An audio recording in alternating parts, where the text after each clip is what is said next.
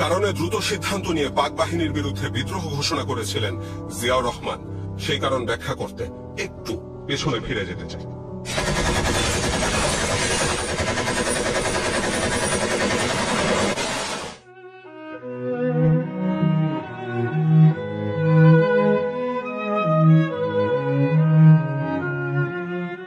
25 মার্চের কালো রাতে হঠাৎ নিরস্ত্র বাঙালির উপর ঝাঁপিয়ে পড়ে পাক বাহিনী। হত্যা করে চট্টগ্রামের ইবিআরসির প্রধান প্রশিক্ষক লেফটেন্যান্ট কর্নেল এমআর চৌধুরী সহ অসংখ্য বাঙালিকে। বিদ্রোহ ব্যর্থ হলে মৃত্যু নিশ্চিত জেনেও সিদ্ধান্ত নিতে এক মুহূর্ত দেরি করতে হয়নি মেজর জিয়াকে। তখন রাত 2:15। 26 মার্চ 1971 সাল। রক্তের আক্ষরে বাঙালির হৃদয়ে লেখা একটি দিন। বাংলাদেশের জনগণ চিরদিন স্মরণ রাখবে এই দিনটিকে, স্মরণ রাখবে, ভালোবাসবে এই দিনটিকে। তারা কোনো দিন ভুলবে না, কোনো দিন না।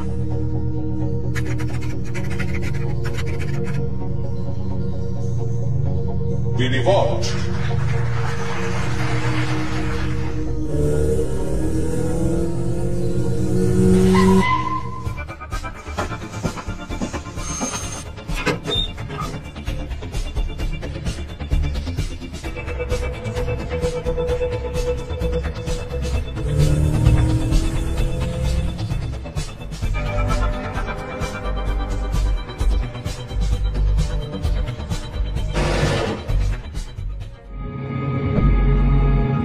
এবার আরেকটু পেছনে ফিরে যাই।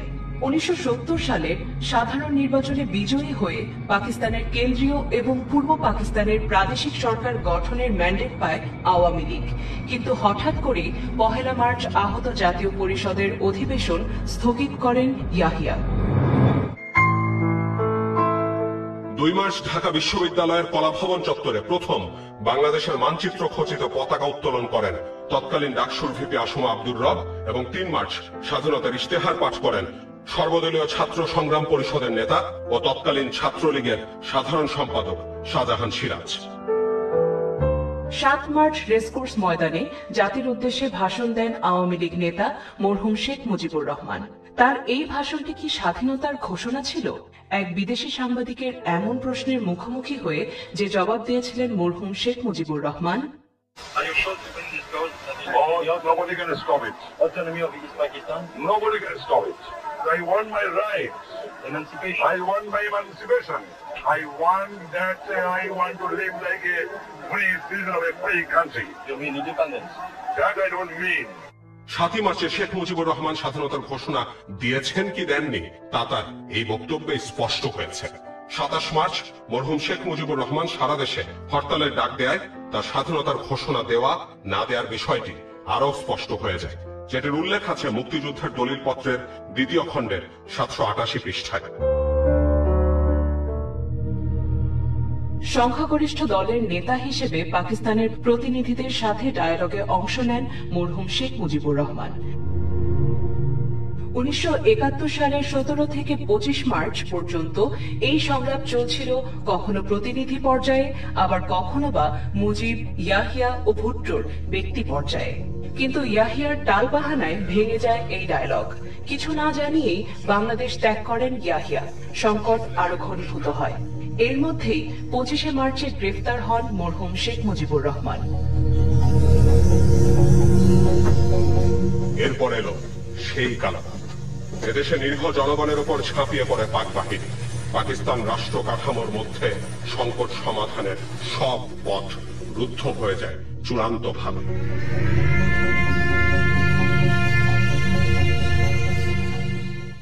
ঠিক তখনই জাতির জীবনে ধূমকেতুর মতো আবির্ভাব ঘটে মেজর জিয়াউর রহমানের।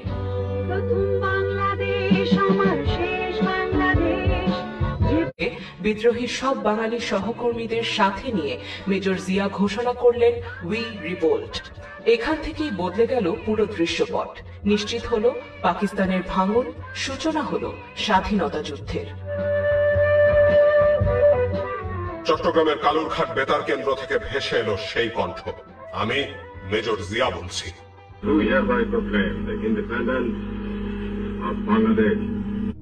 স্থানীয় রাজনৈতিক নেতৃত্বের পরামর্শে এই ঘোষণার কিছুটা পরিবর্তন করে তিনি দ্বিতীয়বার শোনালেন সেই বাণী। আমি মেজর জিয়া বলছি। On behalf of our great national leader, the Supreme Commander of Bangladesh, Sheikh Mujibur Rahman, do hereby proclaim the independence of Bangladesh. আমি উনাকে কোয়ার্টার গার্ডের সামনে রিসিভ করলাম। উনি নামার সাথে সাথে বললেন, we report you are all under arrest. Ziaur Rahman গেলেন, জঞ্জুকে অ্যারেস্ট করে নিয়ে আসলেন। আসার পথে তৎকালীন মেজর শওকতকেও সাথে নিয়ে আসলেন। তখন বাইডেন কি হলো, অধিনায়ক জঞ্জু অ্যারেস্ট হয়ে গেল। ক্যাপ্টেন আহমদ আলীকে আমি আগে অ্যারেস্ট করলাম, লেফটেন্যান্ট আজম লেফটেন্যান্ট হুমায়ুন অ্যারেস্ট হলো। এর মধ্যে হাবলদার আজিজ, যিনি আমাদের অফিসার মেসের দায়িত্বে ছিল, তিনি দৌড়ে আসলেন, বললেন স্যার মেজর হামিদ আর ক্যাপ্টেন নজর বিডিআর এর আমাদের ঠিক সম্মুখেই রাস্তার এপার ওপারে তাদের অফিসার মেস ছিল, ওনারা এখনই আসে ঢুকছেন। তখন আমার ট্রুপস প্রস্তুত ছিল, 12 জন সেনা সদস্য ওদেরকে দিলাম, গিয়ে ওদের দুজনকে অ্যারেস্ট করে নিয়ে আসো। তিনি একটি ড্রামের উপরে দাঁড়িয়ে 26শে মার্চ তারিখে গভীর রাত্রে ঘোষণা দেন যে উই রিভোল্ট, আমরা বিদ্রোহ করি, এবং সেখানে তিনি বাংলাদেশকে স্বাধীন রাষ্ট্ররূপে ঘোষণা করেন। পরের দিন 27শে মার্চ তারিখে কালুরঘাট বেতার কেন্দ্র থেকে তিনি প্রথমে নিজের নামে, তারপর বঙ্গবন্ধুর নামে বাংলাদেশের স্বাধীনতা ঘোষণা করেন। 25শে মার্চের পরে সাধারণ মানুষের উপর নির্বিচারে গুলি, হত্যা, লুট, এটা তো আপনারা শুনেছেন। তখন তো একটা মিলিটারি লোক দরকার ছিল। রাজনীতি দিয়া পরাস্ত করতে হয়। ইয়াহিয়া খানকে বা টিক্কা খানকে, মিঠা খানকে সামরিক ভাবে কে পরাজিত করবে, এই জন্য মিলিটারি পার্সন দরকার ছিল। জিয়াউর রহমানের ডাকে জনগণ স্বস্তি ফেলেছে যে আমাদের সাথে মিলিটারিরাও আছে, সিভিলিয়ানরা তো আছেই, তারা তো ফাইট করতে পারবে না। ফাইট করার জন্য আমাদের সঙ্গে মিলিটারিও আছে। এর প্রথম মিলিটারি পার্সন হল জিয়াউর রহমান। 28 মার্চ 1971 একদিকে জিয়াউর রহমানের বিদ্রোহ, পাশাপাশি চট্টগ্রামের কালুরঘাট বেতার কেন্দ্র থেকে ইথারে ইথারে ভেসে আসা জিয়ার কণ্ঠ যখন চারদিকে ছড়িয়ে পড়ল, ঠিক তখনই মাতৃভূমি মুক্তির দিশা পেল জাতি।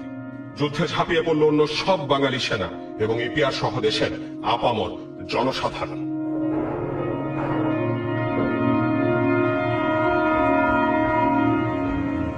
মেজর জিয়ার নেতৃত্বে বিদ্রোহ এবং স্বাধীনতার ঘোষণা। 4 এপ্রিল মুক্তিযুদ্ধের সর্বাধিনায়ক কর্নেল ওসমানীকে অধিনায়ক করে সিলেটের তেলিয়াপাড়ায় গঠিত হয় যুদ্ধের প্রথম ব্রিগেড। এরই ধারাবাহিকতায় 10 এপ্রিল ভারতের শিলিগুড়ি থেকে গঠন করা হয় স্বাধীন বাংলাদেশের প্রবাসী সরকার। একজন সেনা কর্মকর্তা হয়ে জিয়াউর রহমানকেই কেন এমন ভূমিকায় আসতে হলো? শেখ মুজিব এবং আওয়ামী লীগের সাথে ক্ষমতা হস্তান্তরের ব্যাপারে আলাপ আলোচনা হয়েছে, এটা কেউ অস্বীকার করতে পারবে না। এতে বোঝা যায় আওয়ামী লীগ পাকিস্তানিদের বিরুদ্ধে যুদ্ধের জন্য প্রস্তুত ছিল না।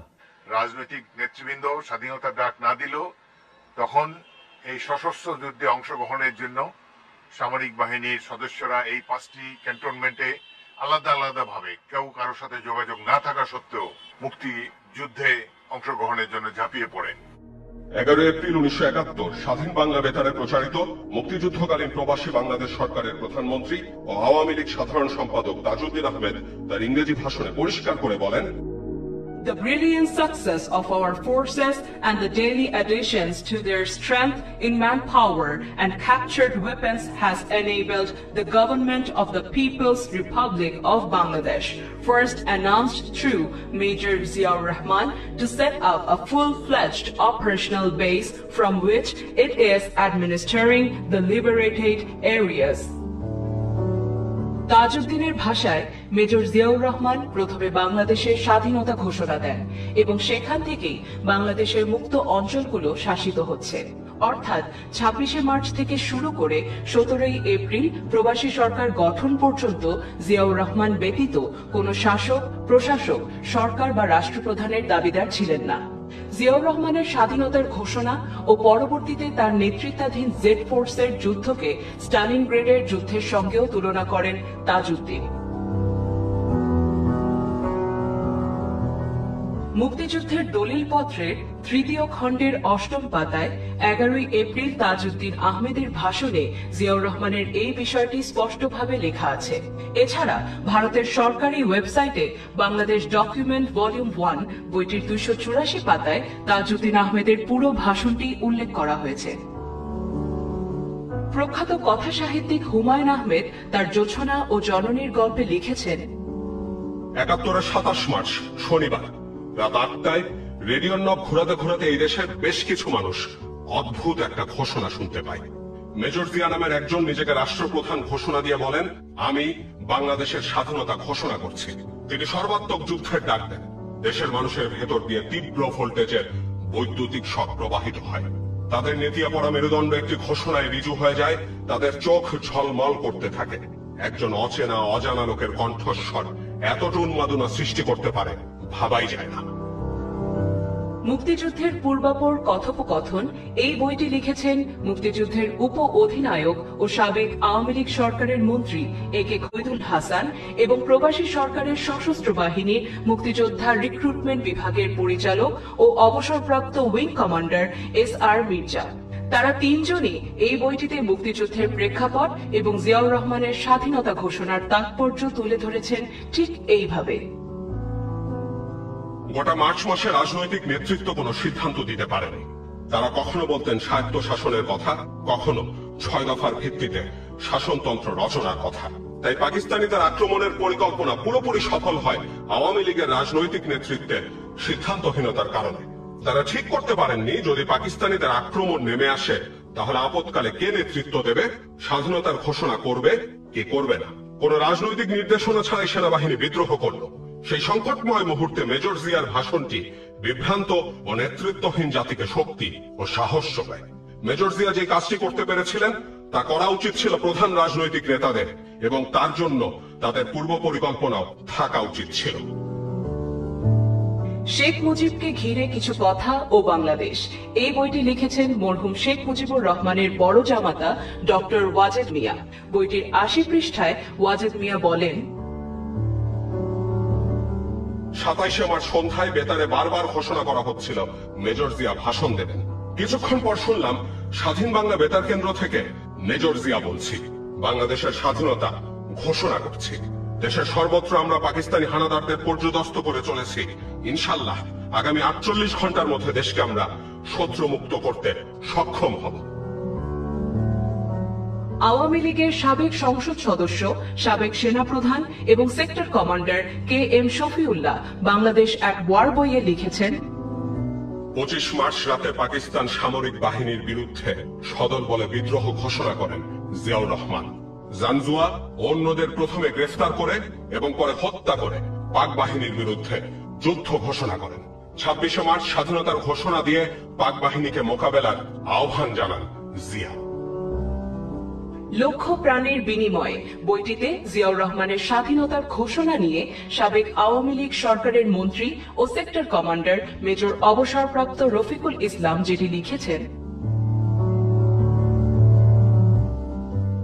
২৭ মার্চের বিকেলে মেজর জিয়া স্বাধীনতার ঘোষণা দেন।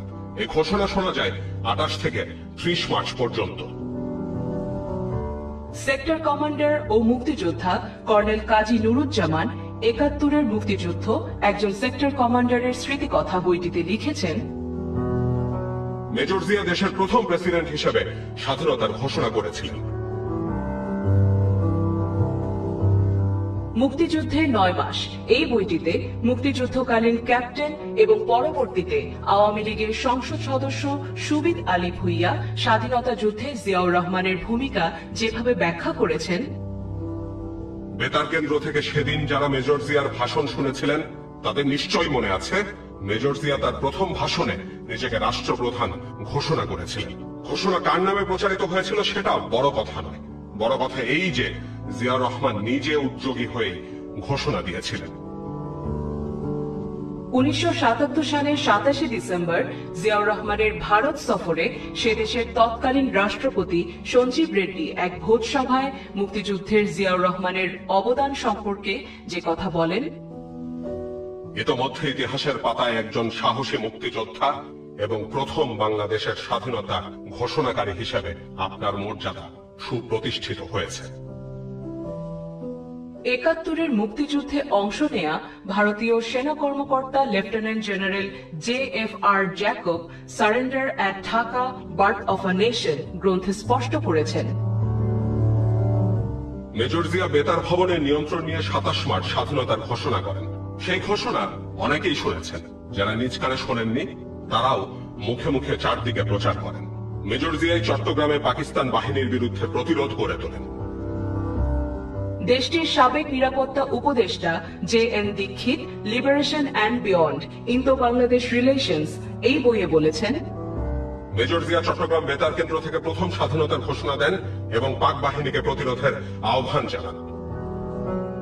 একাধারে মুক্তিযোদ্ধা, রাজনীতিবিদ ও গবেষক মহিউদ্দিন আহমেদ বিএনপির সময় অসময়ে বইটিতে বলেছেন, আমরা বীরের সম্মান দিতে জানি না। কলকাতার ফোর্ট উইলিয়ামে বাংলাদেশের একজন মাত্র মুক্তিযোদ্ধার ছবি আছে, বুকের ওপর দুহাত আড়াআড়ি করে দাঁড়ানো, তিনি জিয়াউর রহমান। জিয়ার কণ্ঠে আমি মেজর জিয়া বলছি দিশেহারা মানুষকে স্বস্তি দিয়েছিল, উদ্দীপনা জুগিয়েছিল।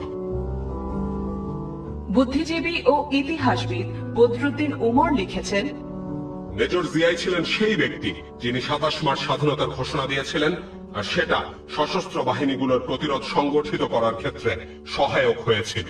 সেটা ঘটেছিল এমন এক মুহূর্তে যখন রাজনৈতিক নেতৃত্ব অকেজো হয়ে পড়েছিল। সাবেক আওয়ামী লীগ নেতা ও মুক্তিযুদ্ধকালীন প্রবাসী সরকারের ভ্রাম্যমাণ কূটনীতিক মোহাম্মদ নুরুল কাদির ২৬৬ দিনের স্বাধীনতা গ্রন্থে জিয়াউর রহমানের স্বাধীনতা ঘোষণা নিয়ে ঠিক এমন মন্তব্য করেছেন, মেজর জিয়ার কণ্ঠে স্বাধীনতার ঘোষণায় যেন আশার আলো দেখতে পেলাম। ঘোষণাটি খুবই সময়োচিত ছিল। ভাষা সৈনিক অলি আহাদ জাতীয় রাজনীতি ১৯৪৭ থেকে ৭৫ বইতে জিয়ার স্বাধীনতার ঘোষণা যেভাবে ব্যাখ্যা করেছেন, আমি আব্দুল গাফফার চৌধুরীর বাসায় রাত্রি যাপন করিতে গিয়া তাহারি রেডিওতে ২৭ মার্চ চট্টগ্রাম বেতার কেন্দ্র হইতে স্বাধীন বাংলা রেডিওর ঘোষণা শুনিতে পাই। মেজর জিয়াউর রহমানের কণ্ঠস্বরে স্বাধীন বাংলার ডাক ধ্বনিত হইয়াছিল। এই ডাকের মধ্যে সেই দিশাহারা, হতভম্ব, সম্বিতহারা মুক্তিপ্রাণ বাঙালি জনতা শুনিতে পায় এক অভয় বাণী, আত্মমর্যাদা রক্ষার সংগ্রামে ঝাঁপাইয়া পড়িবার আহ্বান, স্বাধীনতা ও সার্বভৌমত্বের লড়াইয়ের সংবাদ। ভারতের দি স্টেটসম্যান পত্রিকা সহ বিশ্বের বিভিন্ন দেশের দৈনিক পত্রিকায় জিয়াউর রহমানের স্বাধীনতা ঘোষণা নিয়ে সংবাদ প্রচারিত হয়। সেই সাথে জিয়ার বীরত্বের কথাও উঠে আসে পত্রিকাগুলোতে। টেলিভিশনের টক শো ও দলীয় আলোচনায় জিয়াউর রহমানের স্বাধীনতার ঘোষণার কথা উল্লেখ করেন প্রয়াত sector commander Mir Shawkat Ali, sector commander KM Shafiullah, মুক্তিযুদ্ধকালীন লেফটেন্যান্ট শমশের মবিন চৌধুরী, সাবেক আওয়ামী লীগ নেতা নূর আলম সিদ্দিকী, সুলতান মনসুর, কমিউনিস্ট পার্টি নেতা মনজুরুল আহসান খান এবং ঢাকা বিশ্ববিদ্যালয়ের ইতিহাস বিভাগের অধ্যাপক ডক্টর সৈয়দ আনোয়ার হোসেন সহ অনেকে। ১৯৭১-এর ৭ই মার্চে এটা বলা হয় যে উনি অধীনত স্বাধীনতা ঘোষণা করেননি। মেজর জিয়া গর্জে ওঠেন উই রিভোল্ট, সঙ্গে সঙ্গে আমরা বিদ্রোহ ঘোষণা করি পাকিস্তান সামরিক বাহিনীর বিরুদ্ধে। আমরা সবাই বসে আছি ৭ই মার্চের ভাষণ শোনার জন্য। পরের দিন ঘোষণাটা প্রচারিত হয়। প্রচারিত হওয়ার সাথে সাথে আমরা বুঝতে পেরেছি যে সময় এখনো আসে। আমরা দেখলাম যে একমাত্র জিয়াউর রহমান যখন রিভল্ট করে তখন সে সেই কমান্ডের বিরুদ্ধে রিভল্ট করতে যে সে কয়েকজন সিনিয়র অফিসার এবং জুনিয়র অফিসার কয়েকজনকে সে গুলি করে হত্যা করে। সেই লোককে এভাবে বলা এবং তার স্বাধীনতা পুরস্কার বিদ্রোহ করে দাও, এগুলি খুব দুঃখজনক। তিনি বললেন যে আমি বিদ্রোহ করেছি এবং আমি প্রতিজ্ঞা করেছি যে আমি দেশ মুক্ত না করা পর্যন্ত আমি যুদ্ধ করে যাব। জি, সৈন্যরাও সাথে সাথে তালি এবং মুর্রা, আল্লাহু আকবার এই ধরনের উচ্চারণ। কারণ তিনি এই ডিক্লারেশন করার পরে তিনি বললেন যে আজকে থেকে বাংলাদেশ স্বাধীন। তিনি হঠাৎ করে ট্রান্সমিটারটা চালু করে দিয়ে ঘোষণা দিয়েছিলেন, I major Zia do hereby declare the independence of Bangladesh, তো রেভলিউশনারি বাংলাদেশ ইত্যাদি বললেন। সাবেক আওয়ামী লীগ নেতা, মুক্তিযুদ্ধকালীন কাদেরিয়া বাহিনীর প্রধান এবং কৃষক শ্রমিক জনতা লীগের সভাপতি বঙ্গবীর কাদের সিদ্দিকী বলেন, জিয়াউর রহমান না হলে বাংলাদেশ স্বাধীনই হতো না। জিয়াউর রহমান মুক্তিযুদ্ধে ঝাঁপিয়ে না পড়লে বাংলাদেশ স্বাধীন হতো না। কারণ আজকে যে যাগুলো জিয়াউর রহমান মিলিটারি হিসাবে মুক্তিযুদ্ধে অংশ নেওয়ায় আমরা সকলেই উৎসাহিত হয়েছিলাম। বাংলা একাডেমিতে 1972 সালের 21শে ফেব্রুয়ারি উদযাপন অনুষ্ঠানে মুক্তিযুদ্ধের 11 জন সেক্টর কমান্ডার বক্তব্য দিয়েছিলেন। মুক্তিযুদ্ধের সর্বাধিনায়ক কর্নেল ওসমানী সহ সেক্টর কমান্ডারদের উপস্থিতিতে জিয়াউর রহমানকে পরিচয় করিয়ে দেওয়া হয় ঠিক এইভাবে। 25 মার্চ পাক বাহিনীর বর্বর হামলার পর চট্টগ্রাম থেকে বাংলাদেশের স্বাধীনতা ঘোষণাকারী ও তুমুল প্রতিরোধ গড়ে তোলার কৃতিত্বের অধিকারী কর্নেল জিয়াউর রহমান। সেদিন তুমুল করতালির মধ্যে বক্তব্য দিতে মঞ্চে উঠেছিলেন তখনকার কর্নেল জিয়া। 1971 সালের 26শে মার্চ জাতির মহাক্রান্তি লগ্নে জীবনের ঝুঁকি নিয়ে বিদ্রোহ ঘোষণা করে জাতিকে আশার বাণীও শুনিয়েছিলেন এই মেজর জিয়াই। শেষ পর্যন্ত নিজেকে উৎসর্গও করেছেন এই দেশের জন্যে। শেখ মুজিবুর রহমানের বড় জামাতা ওয়াজেদ মিয়া মুক্তিযুদ্ধের সময় জিয়াউর রহমানের জন্য যে কামনা করেছিলেন তা উঠে এসেছে তার লেখা এই বইটিতে। পাকিস্তানিদের হাতে বাঙালিদের হত্যা ও নৃশংসতার সংবাদ শুনে আল্লাহর কাছে কায় মনে প্রার্থনা করেছিলাম যে, হে আল্লাহ, চিটাগংয়ের মেজর জিয়াউর রহমান ও তার সহকর্মীদের যেন কোনো ক্ষতি না হয়, তারা যেন দেশের স্বাধীনতা যুদ্ধে বিজয়ী হন। তাই প্রয়াত জিয়াউর রহমানের উদ্দেশ্যে বলতে হয়, এই জাতি কখনো ভুলবে না মেজর জিয়া তোমায়, কখনোই না। বাংলাদেশিদের হৃদয় রক্তের আখরে লেখা থাকবে একটি নাম, স্বাধীনতার ঘোষক শহীদ প্রেসিডেন্ট জিয়াউর রহমান।